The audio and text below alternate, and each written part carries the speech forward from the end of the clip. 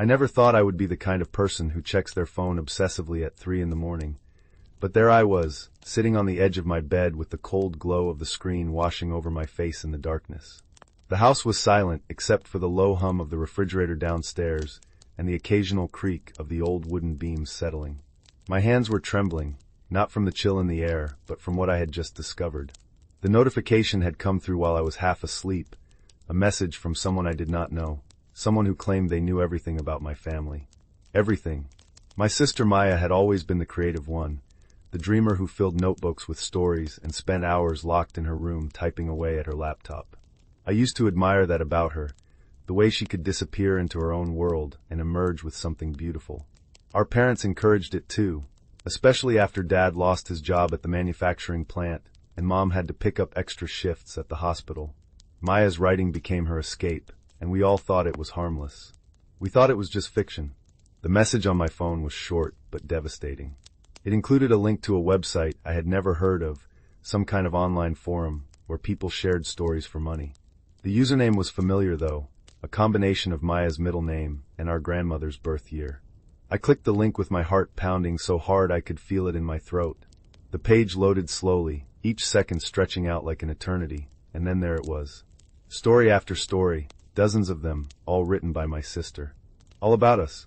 I scrolled through the titles with a sick feeling spreading through my stomach. There was one about Dad's drinking problem, something we had never discussed outside our immediate family. Another about Mom's affair with a colleague at the hospital, a secret I had only learned about 2 years ago when I accidentally overheard them fighting in the kitchen late at night. There was even one about me, about the time I got arrested for shoplifting when I was 16, an incident that had been quietly swept under the rug with the help of a family friend who worked in the district attorney's office. Every private moment, every shameful secret, every piece of dirty laundry we had ever tried to hide was laid out for strangers to read and comment on. The comments were the worst part. Hundreds of people had read these stories, and they had opinions. Some were sympathetic, others were cruel, but all of them were discussing my family like we were characters in a television show. They debated whether Mom was justified in her affair, whether Dad deserved sympathy or contempt, whether I was a troubled kid or just a spoiled brat. They did not know us, but they felt entitled to judge us, to dissect our lives and our choices as if we existed solely for their entertainment. I sat there in the darkness for what felt like hours, reading through story after story, each one more invasive than the last. Maya had changed the names, but the details were unmistakable. She described our house perfectly, the faded yellow paint on the exterior, the crack in the living room window that Dad kept saying he would fix but never did, the smell of Mom's lavender candles that she burned to mask the scent of cigarette smoke. She described our town, the way Main Street looked on Sunday mornings when everyone was at church except us, the old movie theater that had been converted into a thrift store, the diner where we used to go for breakfast on special occasions. But it was not just the settings she had captured. It was the emotions, the raw and painful moments that should have stayed private. She wrote about the night Dad came home drunk and put his fist through the kitchen wall, about how Mom cried in the bathroom afterward while I held my younger brother Ethan in his room and tried to distract him with a video game. She wrote about the time I found Mom's text messages to her lover, about how I confronted her and she begged me not to tell Dad, about how I carried that secret like a stone in my chest for months. She wrote about Ethan's struggles in school, about how the other kids bullied him for being different, about how he came home with bruises he tried to hide, and how we all pretended not to notice because we did not know how to help him. Every word felt like a betrayal. Every sentence was a knife twisting deeper into my gut. This was not fiction. This was our life, our pain, our shame, packaged and sold for a few dollars per story. And people were eating it up. The view counts were in the thousands. Some stories had been shared on social media. One had even been featured on the website's homepage as a top read of the month. I wanted to wake Maya up right then and there, to storm into her room and demand an explanation, but I could not move. I was frozen, paralyzed by a mixture of rage and disbelief and something else I could not quite name. Hurt maybe, or grief. The sister I thought I knew, the person I had grown up with and protected and loved, had turned us all into commodities. She had taken our most vulnerable moments and monetized them. The sun was starting to rise by the time I finally put my phone down. Pale gray light filtered through my bedroom curtains, and I could hear birds beginning to chirp outside. The house was still quiet, but I knew it would not be for long. Mom would be up soon to get ready for her shift, and Dad would shuffle into the kitchen for his morning coffee, and Ethan would emerge from his room bleary-eyed and hungry.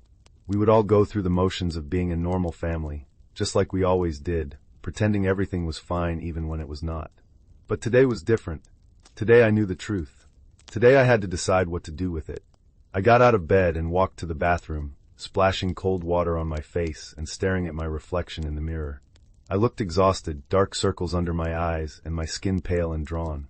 I looked like someone who had not slept, someone who had spent the night uncovering a terrible secret. I wondered if Maya would be able to tell just by looking at me. I wondered if she would care.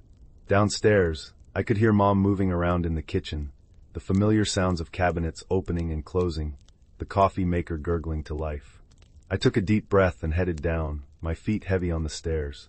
The smell of coffee hit me as soon as I entered the kitchen, rich and bitter and comforting in its familiarity.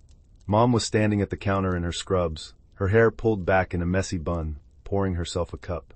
She looked up when I walked in and smiled, but the smile faded when she saw my face. Mom had always been good at reading me, at sensing when something was wrong even when I tried to hide it. It was one of the things I both loved and hated about her. "Are you okay?" she asked, setting down her coffee mug and taking a step toward me. Her voice was soft, concerned, the same voice she used when I was little and woke up from a nightmare. I opened my mouth to answer, but the words stuck in my throat. How could I tell her? How could I explain what Maya had done without destroying what little peace we had managed to build in this house? I thought about all the secrets we kept, all the things we did not talk about, because talking about them would make them real. And now Maya had made them real for thousands of strangers. "I am fine," I lied, forcing a smile that felt like it might crack my face in half. "Just did not sleep well." Mom studied me for a moment longer, her eyes searching mine, and I could see she did not believe me. But she did not push. She never did. That was how we operated in this family. We gave each other space to keep our secrets, even when those secrets were eating us alive from the inside. She nodded and turned back to her coffee, and I poured myself a cup, grateful for something to do with my hands. We stood there in silence for a few minutes, the only sound the ticking of the clock on the wall and the distant rumble of a car passing by outside. It was a comfortable silence, or at least it should have been, but all I could think about was the website, the stories, the comments from strangers who thought they knew us. Maya came down a little while later, her hair still wet from the shower and her laptop bag slung over her shoulder.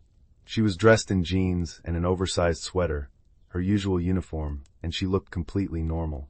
She looked like my sister, the person I had shared a bathroom with for 18 years, the person who used to braid my hair before school and sneak me cookies when Mom said I could not have any. She did not look like someone who had betrayed her entire family. "Morning," she said cheerfully, grabbing a banana from the fruit bowl and peeling it. She took a bite and glanced at her phone, scrolling through something with a small smile on her face. I wondered if she was checking her story stats, counting up the views and the comments and the money she was making off our pain. "Morning," I replied, my voice flat.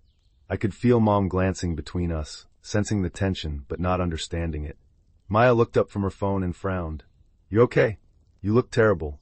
"Thanks," I said, unable to keep the edge out of my voice. "I feel great." She raised an eyebrow but did not say anything else, just finished her banana and tossed the peel in the trash. She grabbed her coffee-to-go cup and filled it, adding way too much sugar like she always did. I watched her move around the kitchen, so casual and carefree, and I felt the anger building in my chest like a pressure cooker about to explode.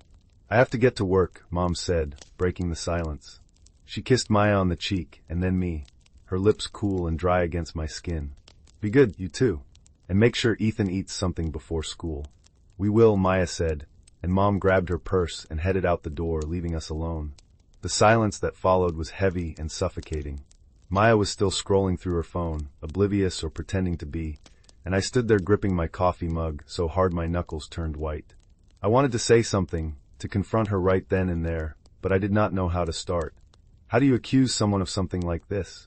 How do you even put it into words? "I need to talk to you," I finally said, my voice coming out rougher than I intended. Maya looked up from her phone, her expression curious but not concerned. "Okay," she said, setting the phone down on the counter. "What is up?" I took a deep breath, trying to organize my thoughts, trying to figure out how to say what needed to be said without completely losing control. "I found your stories," I said simply. The ones you have been posting online. For a split second, something flickered across her face. Fear, maybe, or guilt. But it was gone so quickly I almost thought I had imagined it. Then her expression hardened, her jaw setting in that stubborn way it did when she was preparing to defend herself. "What are you talking about?" she asked, but her voice was too careful, too measured. She knew exactly what I was talking about. "Do not play dumb with me, Maya. I found the website. I read the stories. I know what you have been doing." She stared at me for a long moment, and I could see her mind working, calculating her next move. Then she shrugged, a casual gesture that made my blood boil. "So what? They're just stories." "Just stories?" I repeated, my voice rising despite my efforts to stay calm. "You wrote about Dad's drinking. About Mom's affair. About me getting arrested. Those are not just stories, Maya. That is our life. That is our family." "I changed the names," she said defensively. "No one knows it is about us. I know it is about us. Anyone who knows us would know. And even if they do not, you know. You took our private moments, our worst moments, and you put them out there for strangers to read and judge and comment on. How could you do that?" Maya's expression shifted from defensive to angry. "How could I do that? How could I not? Do you have any idea what it is like living in this house? Pretending everything is fine when it is not. Walking on eggshells around Dad, keeping Mom's secrets, watching Ethan fall apart, and not being able to do anything about it? Writing is the only thing that keeps me sane. So you decided to exploit us? To make money off our pain?" "I am not exploiting anyone," she snapped. "I am telling the truth. I am sharing stories that matter, stories that other people can relate to.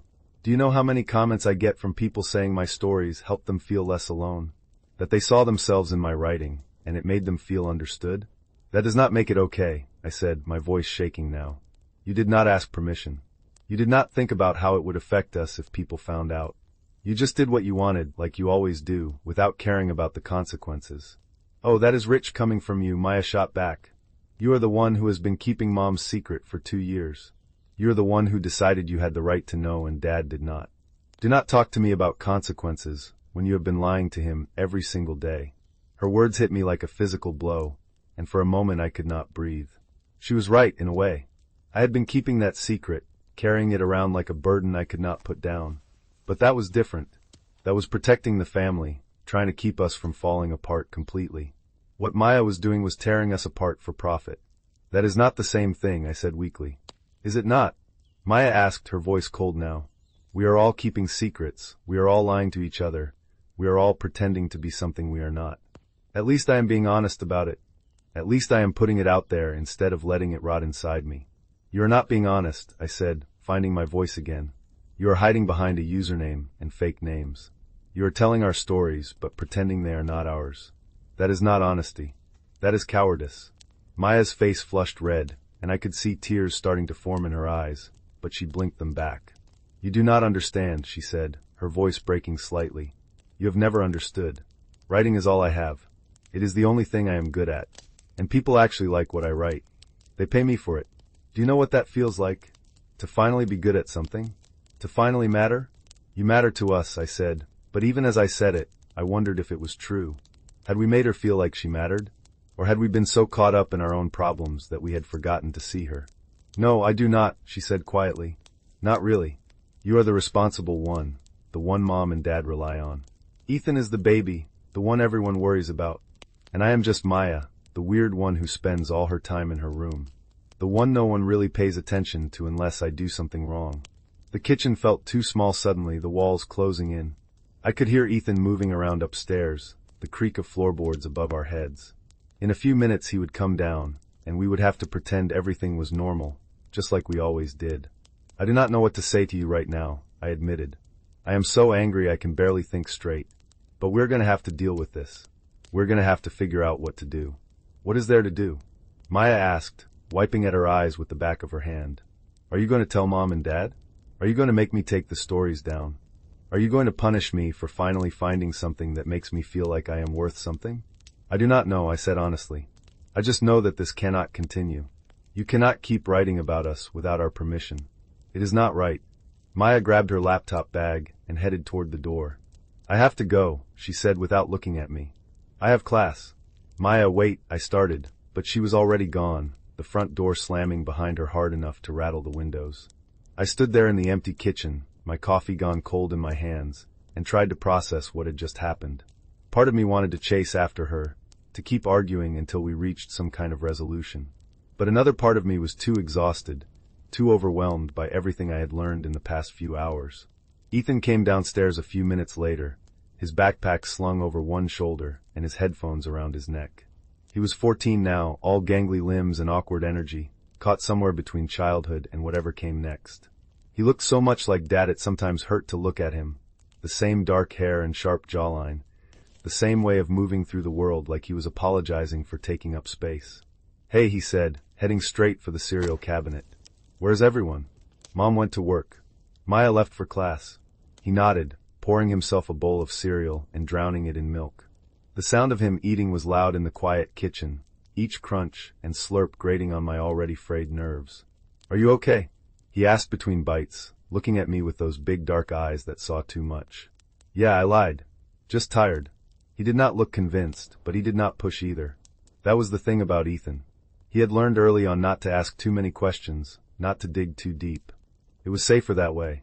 I watched him eat his cereal, and wondered if Maya had written about him too, about the bullying and the bruises, and the way he had started to withdraw into himself over the past year. I wondered if strangers on the internet were discussing my little brother, debating whether our parents were doing enough to help him, whether we were failing him. The thought made me feel sick all over again. After Ethan left for school, I found myself alone in the house for the first time all morning. The silence was different now, heavier somehow, filled with all the things that had been said and all the things that had not. I went back upstairs to my room and opened my laptop, navigating back to the website where Maya had posted her stories. I read more of them, torturing myself with the details she had included, the intimate moments she had captured and twisted into entertainment. There was one about the time Dad lost his job, about how he had come home in the middle of the day and just sat at the kitchen table staring at nothing while Mom tried to comfort him, and he pushed her away. There was one about my high school graduation, about how proud everyone pretended to be even though we all knew I was only graduating because the school wanted to get rid of me. There was one about the family vacation we took to the beach when I was 12, the last time we had all been truly happy together, before everything started to fall apart. That one hurt the most somehow.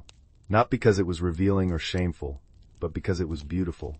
Maya had captured that week perfectly, the smell of salt water and sunscreen, the feeling of sand between our toes, the sound of our laughter as we played in the waves. She had written about how Dad had seemed lighter somehow, how Mom had smiled more, how Ethan had been fearless and joyful in a way he never was at home. She had written about how we had felt like a real family, the kind you see in commercials and movies, the kind that actually likes being together. And reading it, I realized that Maya was not just exploiting us. She was trying to make sense of us, trying to understand how we had gone from that happy family on the beach to this broken thing we had become. She was trying to figure out where it had all gone wrong, and she was doing it the only way she knew how. That did not make it okay. It did not excuse what she had done. But it made it more complicated, harder to be simply angry without also feeling sad and confused, and maybe even a little bit sympathetic. I spent the rest of the morning reading through every single story Maya had posted, all 47 of them. Some were short, just a few hundred words capturing a single moment. Others were longer, sprawling narratives that covered months or even years. Together, they formed a kind of mosaic of our family, a portrait made up of all our broken pieces. By the time I finished, it was almost noon and my eyes were burning from staring at the screen. I felt hollowed out, like someone had reached inside me and scooped out everything that mattered. But I also felt something else, something I had not expected. I felt seen. Maya had noticed things I thought no one else had noticed. She had paid attention to the small details, the quiet moments, the things that happened in the spaces between the big dramatic events.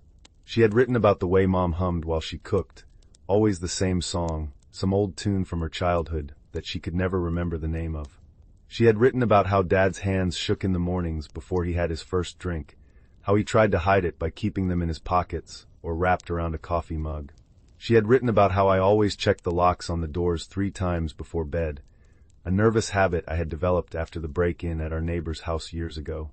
She had written about how Ethan collected rocks, smooth ones from the creek behind our house, and kept them in a shoebox under his bed like they were treasures.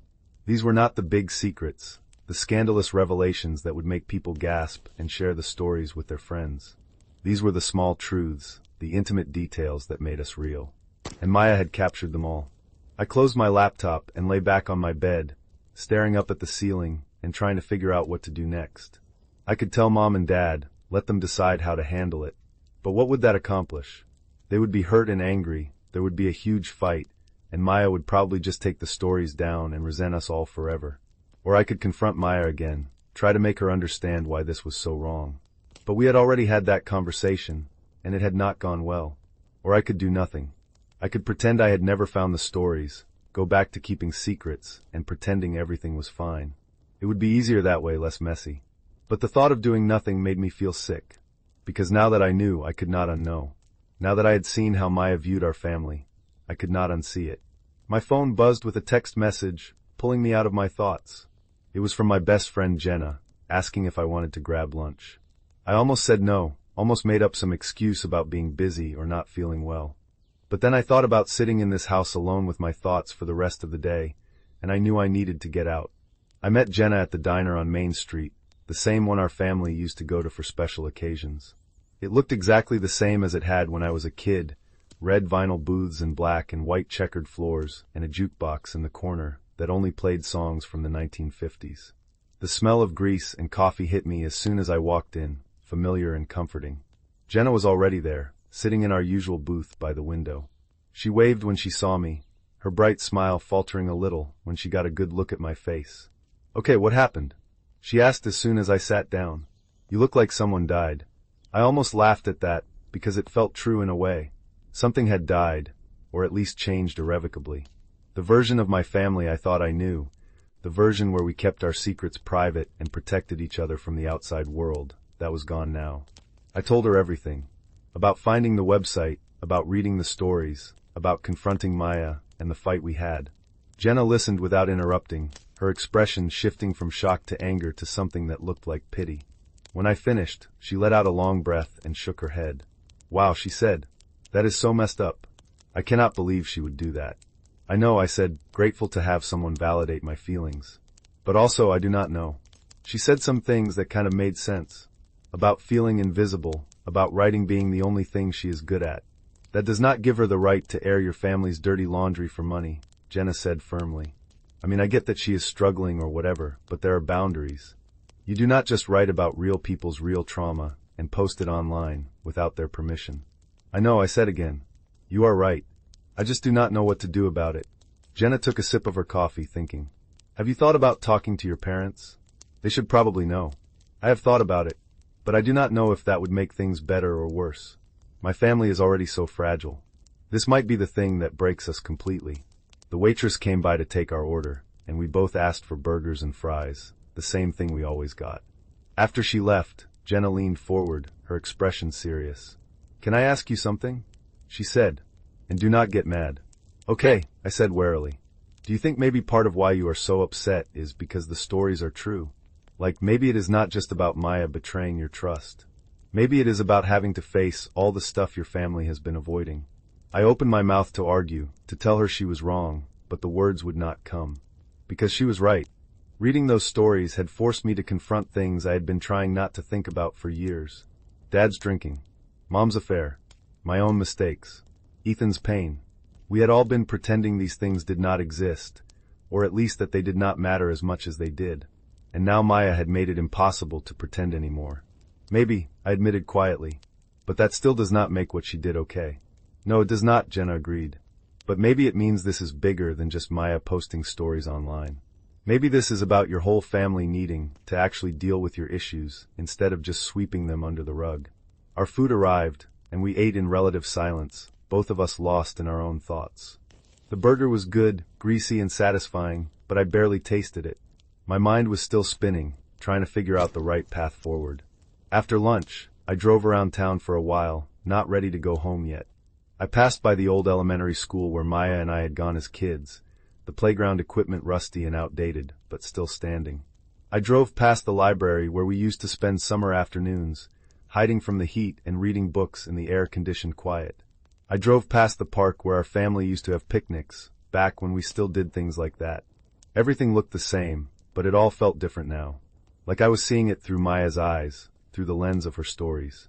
Every place held a memory, and every memory was now part of the public record, available for anyone to read and judge. I ended up at the creek behind our house, parking on the side of the road and walking down the narrow path through the trees. The water was low this time of year, just a trickle over the smooth rocks that Ethan loved to collect.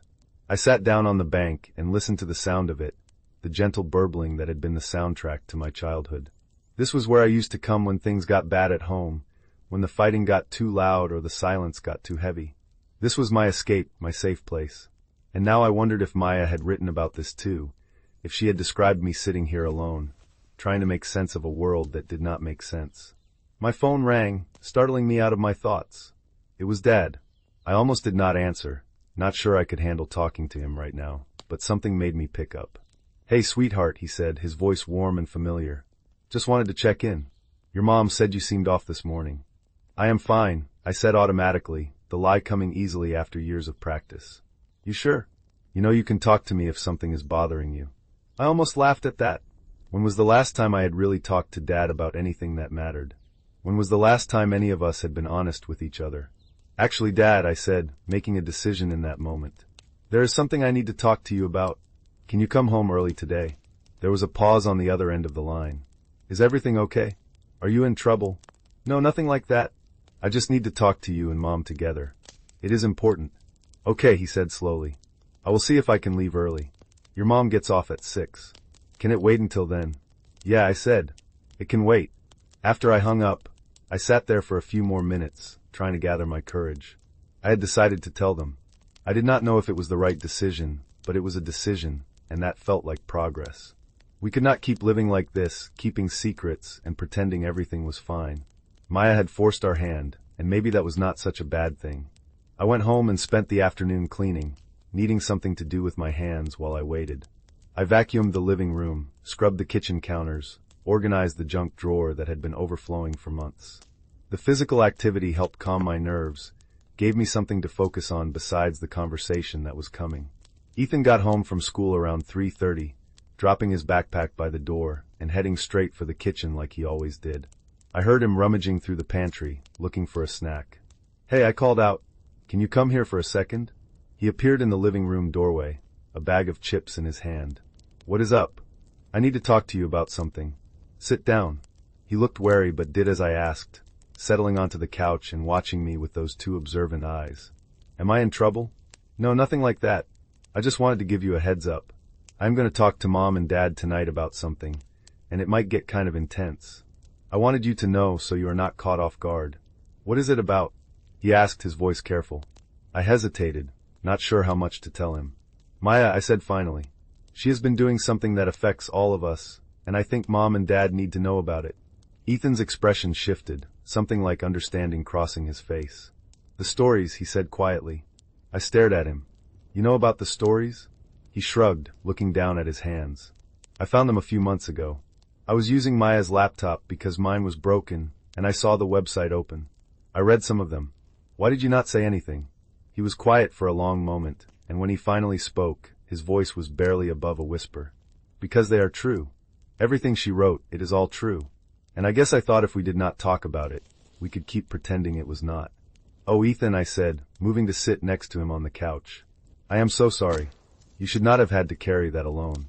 "It is okay," he said, but I could see tears forming in his eyes. "I am used to it. We're all used to it, right? Keeping secrets. Pretending. That is going to change," I said, putting my arm around his shoulders. "I do not know how, but it has to. We cannot keep living like this." He leaned into me, and we sat there together in silence, two siblings who had spent too long trying to protect each other from the truth. After a while, he pulled away and wiped his eyes with the back of his hand. "What do you think is going to happen?" he asked. "When you tell them?" "I do not know," I admitted. "But whatever happens, we will get through it." "Okay." He nodded, but he did not look convinced. "Can I go to my room? I have homework." "Yeah, of course." He grabbed his backpack and headed upstairs, and I was alone again with my thoughts and my anxiety. I checked the time. 3 more hours until Mom got home. 3 more hours to prepare for a conversation that might change everything. Maya came home around 5, looking tired and subdued. She did not say anything to me, just headed straight for her room. I thought about going after her, about warning her what was coming, but I decided against it. She needed to face this, and so did the rest of us. Dad got home at 5:30, earlier than usual. He looked confused when he walked in, glancing around the unusually clean living room. "Hey," he said. "What is going on? Why did you want us to come home?" "I want to wait until Mom gets here," I said. "So I only have to explain once." He frowned but nodded, settling into his recliner and turning on the television. We sat in awkward silence, the sound of some game show filling the space between us. I could feel my heart pounding, my palms sweating. I kept rehearsing what I was going to say, trying to find the right words. Mom arrived at 6:15, apologizing for being late. "There was an accident on the highway," she explained, setting down her purse and kicking off her shoes. "What is this about? Is everything okay?" "Everyone sit down," I said, my voice shaking slightly. "I need to show you something." They exchanged worried glances but did as I asked, settling onto the couch together. I opened my laptop and pulled up Maya's profile on the website, then turned the screen toward them. "Maya has been writing stories and posting them online," I said. "Stories about us, about our family, about everything we have been trying to keep private." I watched their faces as they started to read, saw the confusion turn to recognition, turn to horror. Mom's hand flew to her mouth. Dad's face went pale, then red, then pale again. Neither of them said anything for a long time, just kept scrolling and reading, their expressions growing more and more devastated with each story. Finally, Dad looked up at me. "How long has this been going on?" "I do not know exactly. Months, at least. Maybe longer." "And you just found out?" "Last night. I got a message from someone who had read the stories. That is how I found the website." Mom was crying now, silent tears streaming down her face. She did not bother to wipe them away, just kept staring at the screen like she could not believe what she was seeing. "I have to talk to her," she said finally, her voice thick with emotion. "Where is she?" "In her room," I said. Mom stood up and headed for the stairs, her movements stiff and mechanical. Dad followed, and I trailed behind them, my stomach churning with anxiety. This was it. This was the moment everything came out into the open. Mom knocked on Maya's door, then opened it without waiting for a response. Maya was sitting at her desk, headphones on, typing away at her laptop. She looked up when we entered, and I saw the exact moment she realized what was happening. Her face went white, and she slowly removed her headphones. "We need to talk," Mom said, her voice trembling. "Right now." Maya's eyes darted to me, and I saw accusation there, anger and betrayal. But I also saw fear. She knew she had been caught, and she knew there was no way out of this. We all went back downstairs, Maya moving like she was walking to her own execution. We sat in the living room, Mom and Dad on the couch, Maya in the armchair, and me standing by the doorway, not sure where I fit in this scene. "Is it true?" Dad asked, his voice dangerously quiet.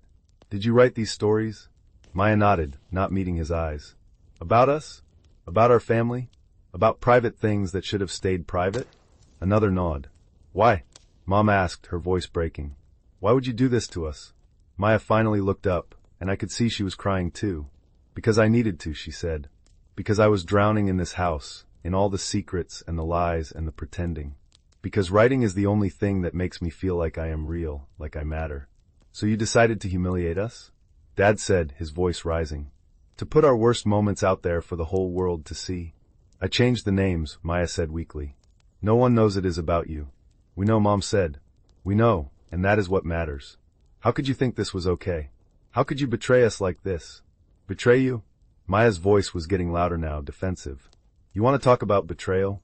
What about Mom cheating on Dad? What about Dad drinking himself into oblivion every night? What about all of us pretending Ethan is fine when he is clearly not? We are all betraying each other every single day." The room went silent. Mom and Dad stared at Maya, then at each other, then at me. I felt like I might throw up. "What is she talking about?" Dad asked slowly, looking at Mom. "What does she mean you cheated?" Mom's face crumpled. "Oh God," she whispered. "Oh God, I am so sorry." And just like that, the dam broke. Everything we had been holding back, all the secrets we had been keeping, came pouring out. Mom admitted to the affair, sobbing as she explained how lonely she had been, how disconnected she had felt from Dad. Dad admitted that he knew he had a drinking problem, that he had been trying to quit but kept failing. I admitted that I had known about Mom's affair for 2 years and had not said anything. Maya admitted that she had been posting the stories for almost a year, that she had made over $3,000 from them. Ethan appeared in the doorway at some point, drawn by the raised voices and the crying. He stood there watching us fall apart, his face expressionless, and I wondered what he was thinking. I wondered if he was relieved that we were finally being honest, or if he was terrified that this was the end of our family. We talked for hours that night, or maybe argued is a better word. It was not a calm, productive conversation. It was messy and painful and full of accusations and tears. But it was also honest, maybe the most honest we had ever been with each other. Dad talked about losing his job, about how it had made him feel worthless and emasculated, about how the drinking had started as a way to numb the shame and had spiraled into something he could not control. Mom talked about the affair, about how it had started innocently enough, just friendly conversations with a colleague, and had turned into something more when she felt like Dad was pulling away from her. She talked about the guilt that ate at her every day, about how she had ended it months ago, but had not known how to confess. I talked about the burden of keeping Mom's secret, about how it had made me feel complicit in the betrayal, about how I had been so angry at both of them, but had not known how to express it. Maya talked about feeling invisible, about how writing the stories had been the first time she felt like people actually saw her and valued what she had to say. Ethan, when he finally spoke, talked about the bullying at school, about how he had been dealing with it alone because he did not want to add to the family's problems. It was exhausting and cathartic and terrifying all at once. At some point, we ordered pizza because no one had eaten dinner and it was past 9 o'clock. We sat around the living room eating cold pizza and continuing to talk, peeling back layers of hurt and resentment that had been building for years. The stories, Dad said eventually, looking at Maya. You have to take them down. Maya's jaw tightened. Why? They are my work. They're the only thing I have that is mine. Because they are about us, Mom said gently. And we did not consent to having our lives shared like that. You have to see how that is not okay. But people connect with them, Maya argued. People tell me all the time that my stories helped them, that they felt less alone after reading them. Is not that worth something? Not at our expense, I said. You can write about family dysfunction and trauma without using our actual experiences. You can create fiction that is inspired by real life without literally documenting our real life.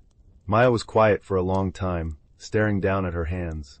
Finally, she looked up at us, her eyes red and swollen from crying. Okay, she said quietly. I will take them down.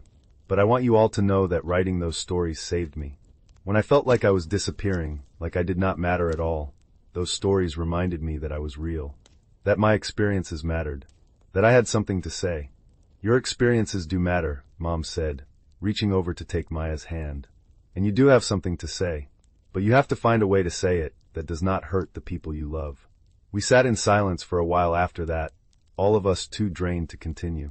It was Ethan who finally spoke up, his voice small in the quiet room. Are we going to be okay? He asked. It was such a simple question, but none of us knew how to answer it. Were we going to be okay? Could we come back from this? Could we rebuild trust after so many betrayals? I do not know, Dad said honestly, but I think we have a better chance now than we did before. At least now everything is out in the open. At least now we can start dealing with it. I think we need help, Mom said. Professional help. Family therapy or something. We cannot fix this on our own. Everyone nodded in agreement. It was the first thing we had all agreed on in a long time. Over the next few days, things were strange and tense in the house. Maya took down all the stories like she had promised, though I could tell it hurt her to do it. She spent a lot of time in her room, and when she did come out, she was quiet and withdrawn. Mom and Dad were being overly polite to each other, tiptoeing around the elephant in the room that was the affair. Ethan seemed lighter somehow, like a weight had been lifted off his shoulders now that everything was out in the open. Mom found a family therapist who had availability, and we had our first session the following week. It was awkward and uncomfortable, sitting in a circle in some stranger's office and being asked to talk about our feelings. But the therapist, a woman named Dr. Chun with kind eyes and a calm demeanor, made it feel a little less terrible. She did not judge us or tell us we were broken. She just listened and asked questions and helped us start to understand each other better. She explained that families often develop patterns of communication that are not healthy, that secrets and avoidance can become a way of coping that ultimately makes things worse. She said that what we were doing, coming together and being honest, was brave and important. It did not fix everything overnight. Dad still struggled with his drinking, though he started going to AA meetings and actually seemed committed to getting sober this time. Mom and Dad started couples therapy in addition to the family sessions, working through the damage the affair had caused. Maya started seeing a therapist individually, someone who could help her process her feelings in a healthier way than posting them online for strangers. And me? I started to let go of the need to be the responsible one, the one who held everything together. I started to acknowledge my own pain and anger instead of just managing everyone else's. It was hard, maybe the hardest thing I had ever done, but it was also freeing. About a month after everything came out, Maya approached me in the kitchen one morning. We had been avoiding each other mostly, not sure how to interact now that everything had changed. "Hey," she said, pouring herself a cup of coffee. "Can we talk?" "Sure," I said, bracing myself for another difficult conversation. "I just wanted to say I am sorry," she said, not looking at me.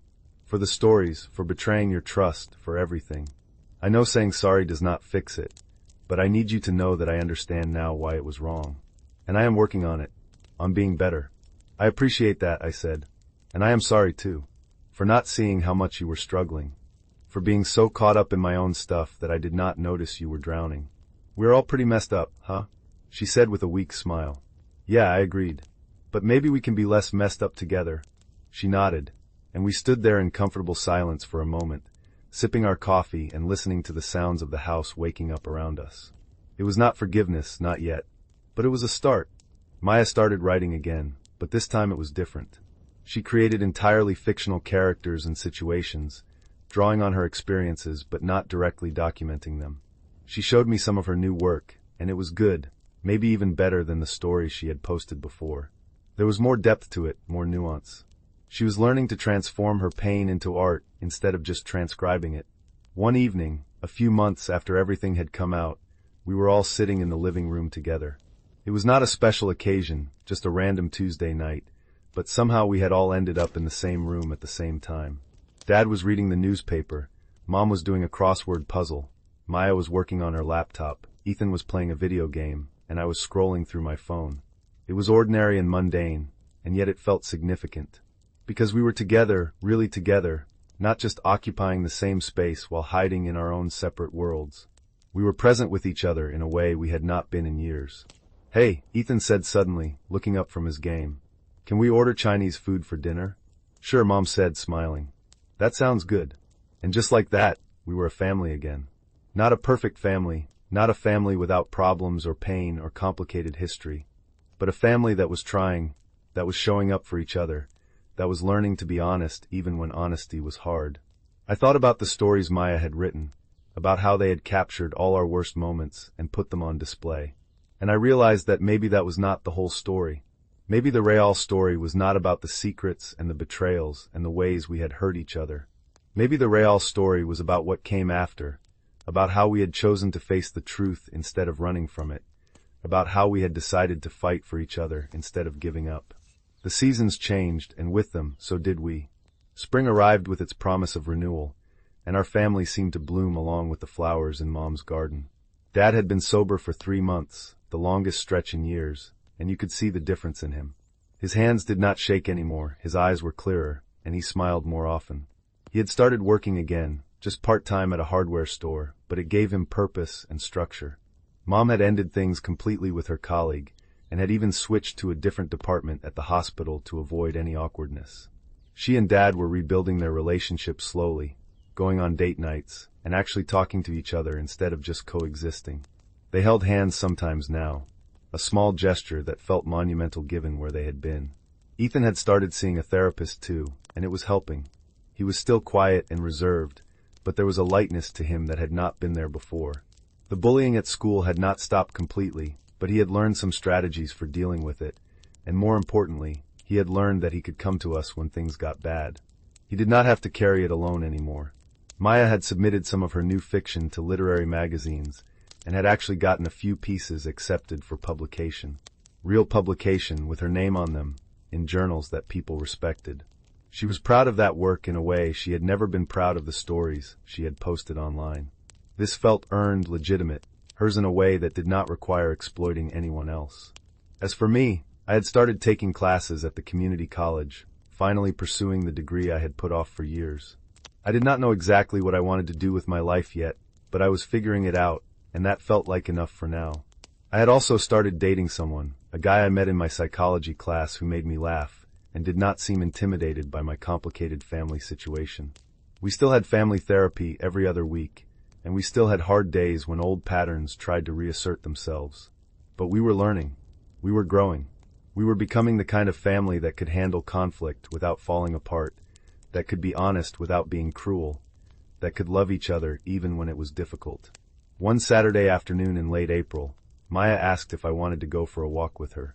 We ended up at the creek behind our house, the same place I had gone to think on the day I decided to tell our parents about the stories. The water was higher now, swollen with spring rain, rushing over the rocks with a sound like constant applause. We sat on the bank, our feet dangling over the edge, and watched the water flow past. It was peaceful here, away from the house and all its complicated history. "I've been thinking about something," Maya said after a while, "and I wanted to run it by you before I did anything." "Okay," I said cautiously. "I want to write about what happened, about the stories, about getting caught, about everything that came after. But I want to do it the right way this time. I want to ask permission from everyone first, and I want to make sure I am telling the story in a way that is fair to all of us." I was quiet for a moment, processing. A few months ago, the idea of Maya writing about us again would have made me furious. But things were different now. She was different. "What would you do with it?" I asked. "Where would you publish it?" "I do not know yet. Maybe nowhere. Maybe it is just something I need to write for myself, to process everything. But if I did publish it, I would want it to be honest about my mistakes, about how wrong I was to post those first stories without permission. I would want it to be about redemption and healing, not just about the drama and the secrets.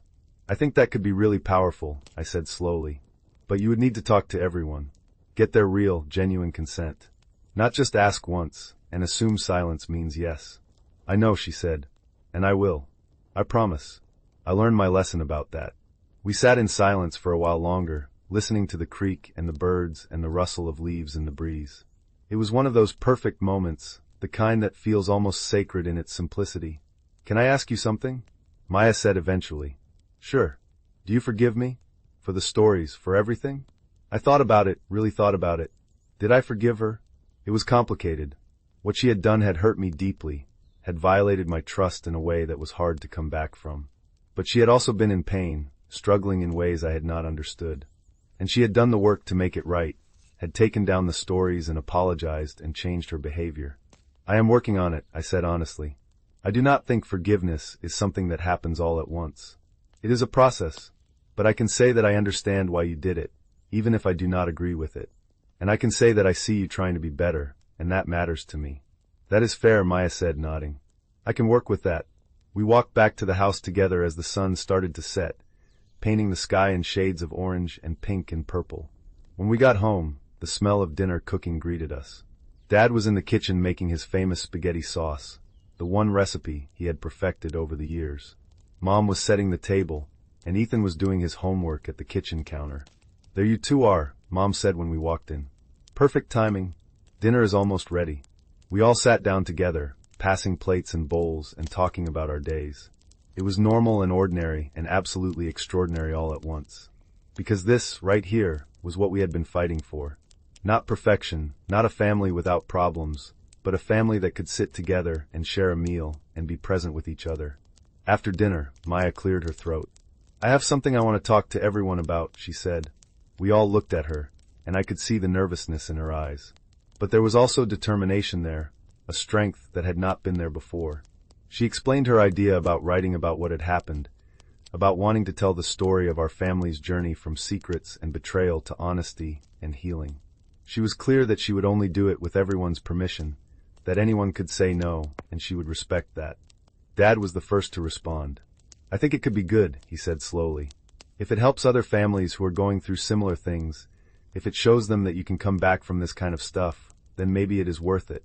Mom nodded in agreement. "But we would need to see it before you publish anything. We would need to have input." "Of course," Maya said. "This would be a collaboration, not just my story. It is all of our story." Ethan shrugged. "I am okay with it," he said, "as long as you do not make me sound like a total loser." We all laughed at that, and the tension in the room eased. Maya looked at me, the question clear in her eyes. "I am in," I said, "but I want to help write it. I want to make sure my perspective is represented too."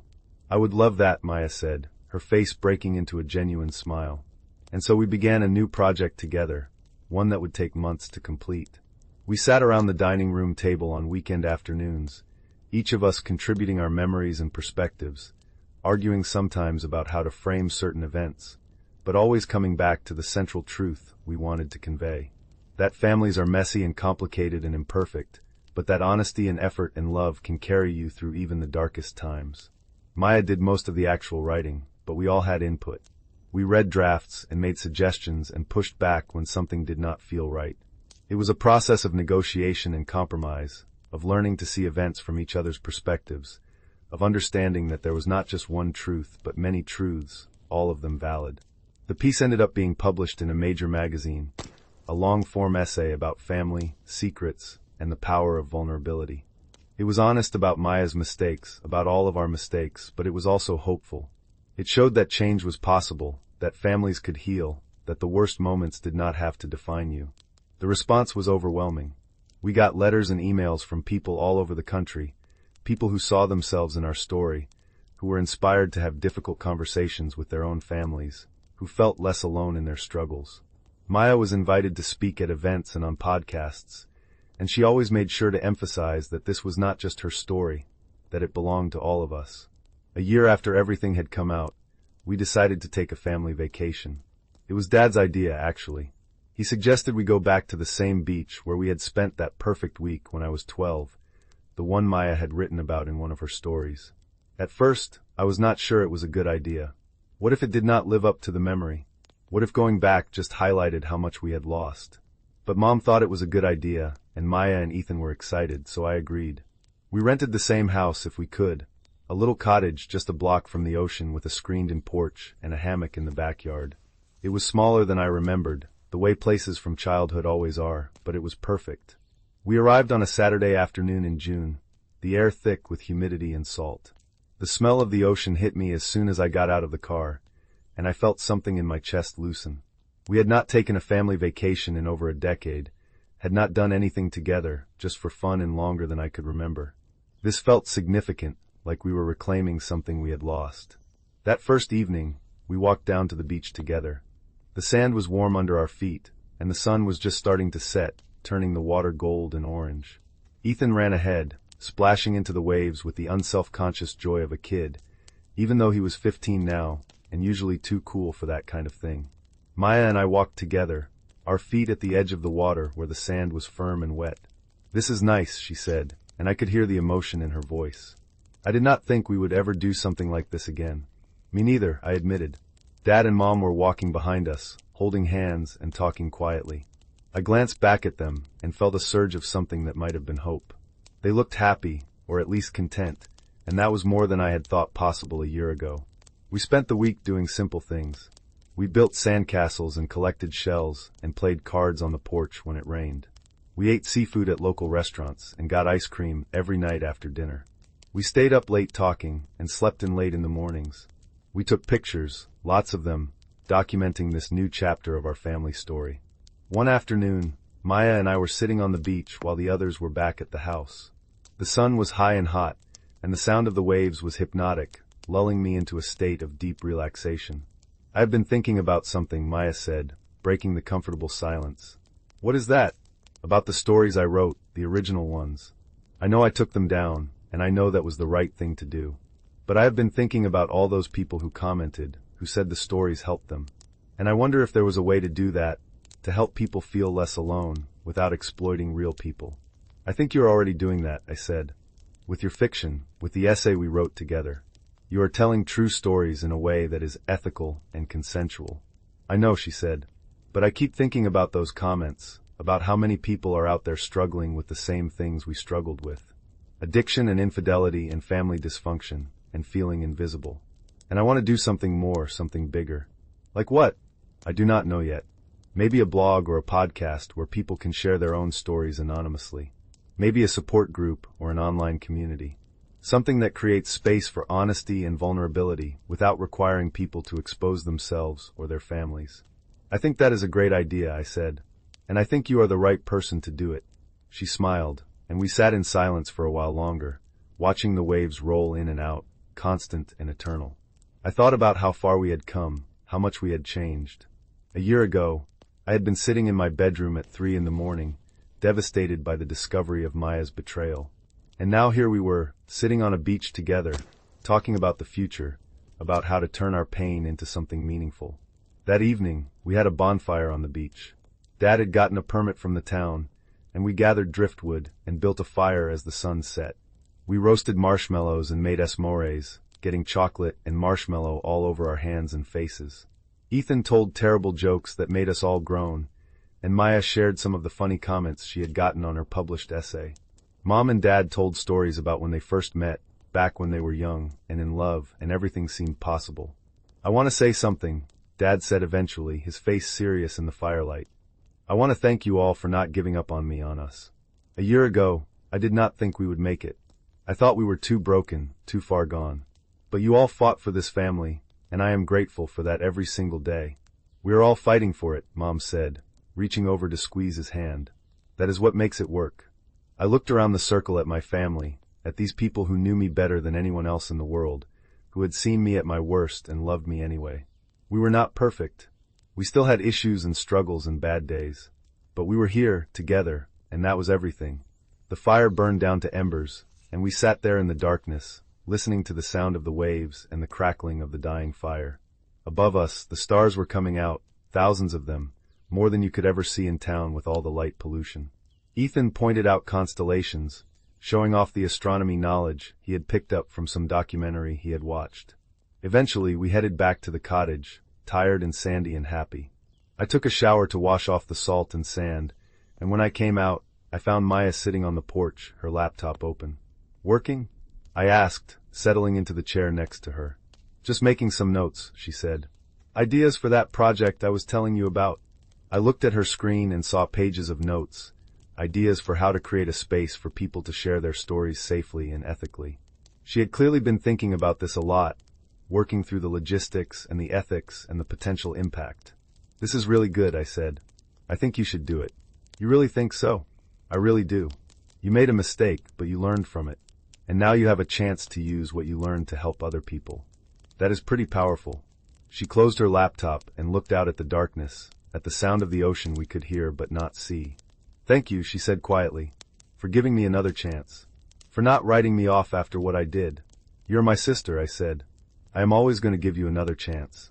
We sat there together in the darkness, and I felt a sense of peace that I had not felt in years.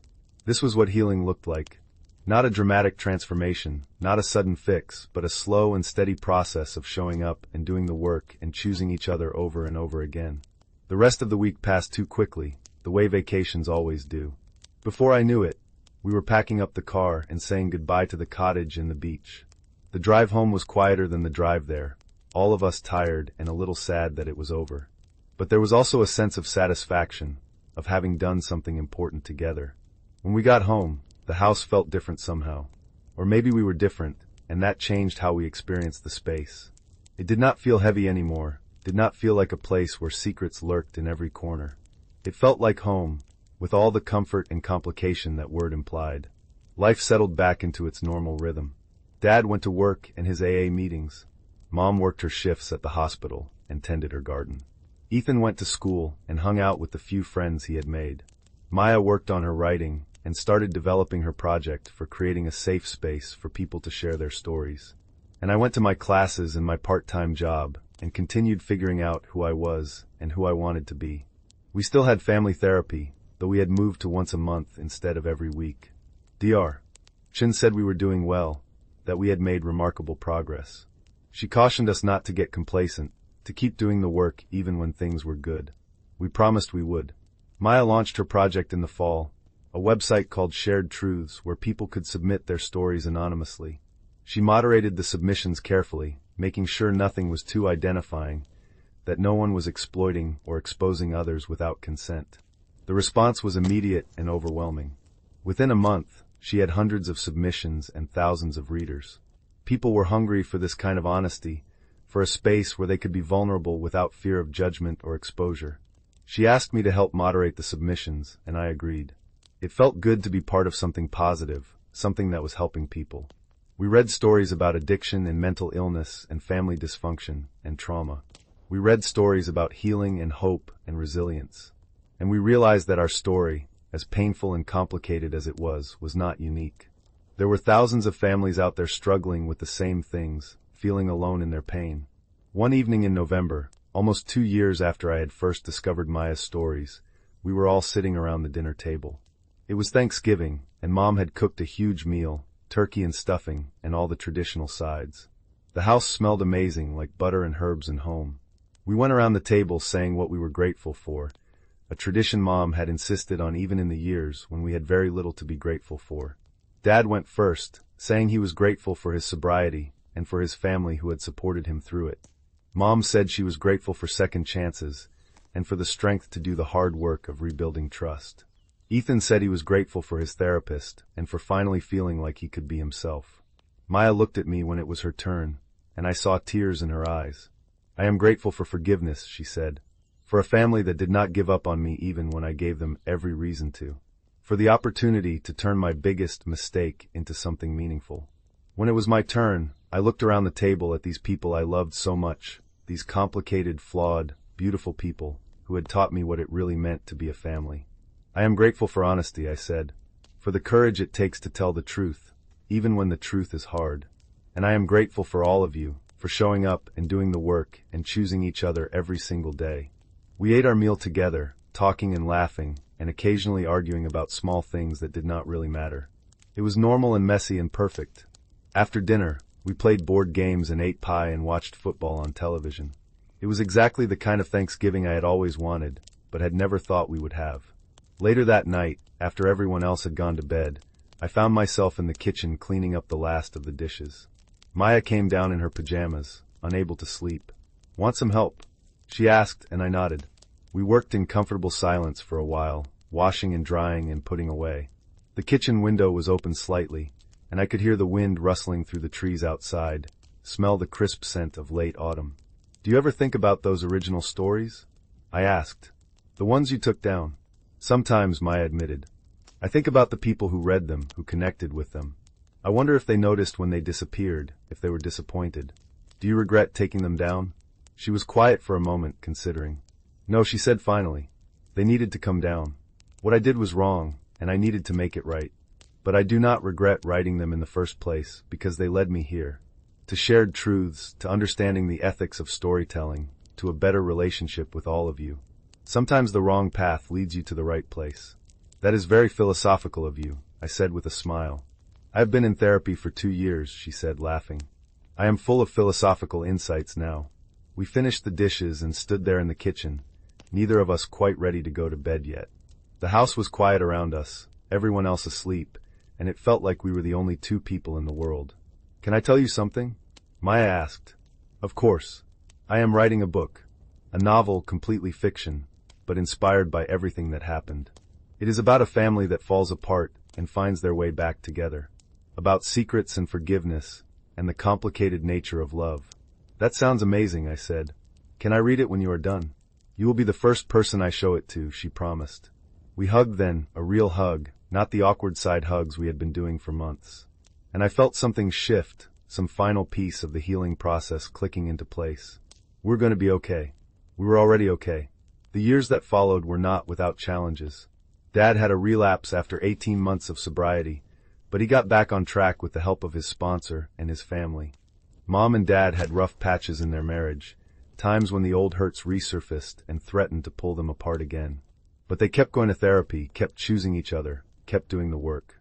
Ethan graduated high school and went to college, studying environmental science and finding his place in the world. He was still quiet and reserved, but he had a small group of close friends and seemed genuinely happy. Maya's novel was published to critical acclaim, and she became a voice in the conversation about family, trauma, and healing. She continued to run Shared Truths, which had grown into a thriving online community with thousands of members. As for me, I finished my degree and became a social worker, helping other families navigate the kind of challenges we had faced. I got married to that guy from my psychology class, and we bought a house just a few miles from my parents. We talked about having kids someday, about creating our own family, and doing things differently better, while also honoring the lessons we had learned from our own complicated childhoods. We still had family dinners every Sunday, a tradition we had started during those early days of healing and had maintained ever since. Sometimes they were peaceful and pleasant. Sometimes they were tense and difficult. But we always showed up. We always tried. And that, I had learned, was what mattered most. One Sunday afternoon, about 5 years after everything had come out, we were all gathered in my parents' backyard for a barbecue. It was summer, hot and humid, and the air was thick with the smell of grilling meat and freshly cut grass. Kids were running around now. My daughter Emma, who was 3, and Ethan's son Jacob, who was 2. They were chasing each other and laughing, their joy infectious. I watched Maya playing with the kids, making silly faces and chasing them around the yard. She was good with them, patient and playful in a way I had not expected. She had not had kids of her own yet, said she was not sure if she wanted them, but she was an amazing aunt. Dad was manning the grill, sober for over 3 years now and looking healthier than I had seen him in decades. Mom was setting the table, humming that same song she always hummed, the one she could never remember the name of. Ethan was helping his wife Sarah with the baby, the two of them working together with the easy coordination of a strong partnership. My husband came up behind me and wrapped his arms around my waist. "You okay?" he asked, kissing my temple. "Yeah," I said, leaning back into him. "Just thinking about how far we have come." "It is pretty remarkable," he agreed. "Your family has been through a lot, but you all made it through together." I thought about that night 2 years ago when I had sat in my bedroom at 3 in the morning, reading Maya's stories and feeling like my world was ending. I thought about the pain and the anger and the betrayal, about how certain I had been that we would never recover from this. But we had recovered. Not by pretending it had not happened, not by sweeping it under the rug and moving on. We had recovered by facing it head on, by being honest about the hurt and the damage, by doing the hard work of rebuilding trust and learning to communicate better. We had recovered by choosing each other, over and over again, even when it would have been easier to walk away. "Dinner is ready," Dad called out, and we all gathered around the table. It was crowded now with the addition of spouses and children, and we had to bring out extra chairs to fit everyone. But it was a good kind of crowded, the kind that spoke of growth and expansion and new beginnings.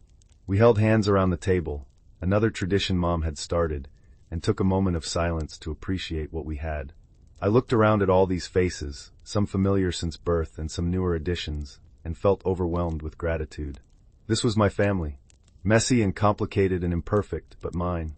And I would not trade them for anything.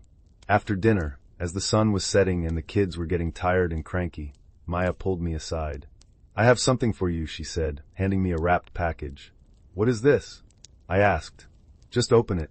I tore off the wrapping paper to reveal a book, a hardcover with a beautiful cover design. It was Maya's novel, but this was not the version that had been published. This was a special edition, and when I opened it, I saw that she had written an inscription on the title page. "For my sister, who taught me the difference between telling stories and exploiting them, between honesty and betrayal, between giving up and showing up. Thank you for not giving up on me, on us. This story and all my stories are better because of you." I felt tears prick my eyes as I read the words. "Thank you," I said, hugging her tightly. "This means everything to me." "You mean everything to me," she said. "I know I do not say it enough, but you do. You all do." We stood there in the fading light, two sisters who had been through hell and back together, who had hurt each other and forgiven each other and learned to love each other better. And I knew that whatever challenges lay ahead, whatever obstacles we would face them together. Because that was what family meant. Not perfection, not the absence of conflict or pain, but the commitment to show up, to be honest, to do the work, to choose each other again and again and again. The story of my family was not a simple one. It was not a fairy tale with a neat and tidy ending. It was complicated and messy and full of mistakes and missteps. But it was also a story of resilience and redemption, of the power of honesty and vulnerability, of the strength it takes to forgive and be forgiven. Maya had tried to tell our story once before, without permission, without understanding the weight of what she was doing. And it had nearly destroyed us. But in the end, it had also saved us, had forced us to confront the truths we had been avoiding, had given us the opportunity to rebuild on a foundation of honesty instead of secrets. Now we were telling our story together, not for money or attention or validation from strangers, but for ourselves. To remember where we had been and how far we had come. To honor the pain and the healing, the breaking and the mending.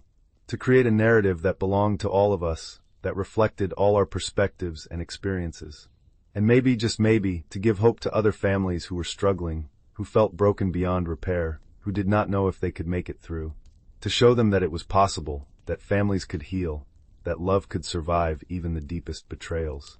As the evening ended and everyone started to head home, I stood in my parents' driveway and watched them all leave.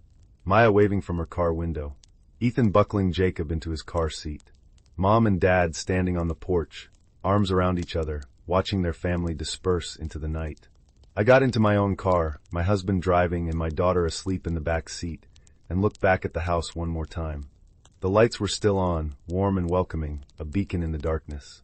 And I thought about all the stories that house held, all the memories and moments and milestones. The good ones and the bad ones, the joyful ones and the painful ones. All of them together, woven into the fabric of who we were as a family. Maya had been right about one thing. Stories mattered. They had the power to hurt and to heal, to divide and to unite, to destroy and to redeem. The key was in how you told them, and who you told them for, and whether you told them with love. We had learned that lesson the hard way, but we had learned it, and that made all the difference.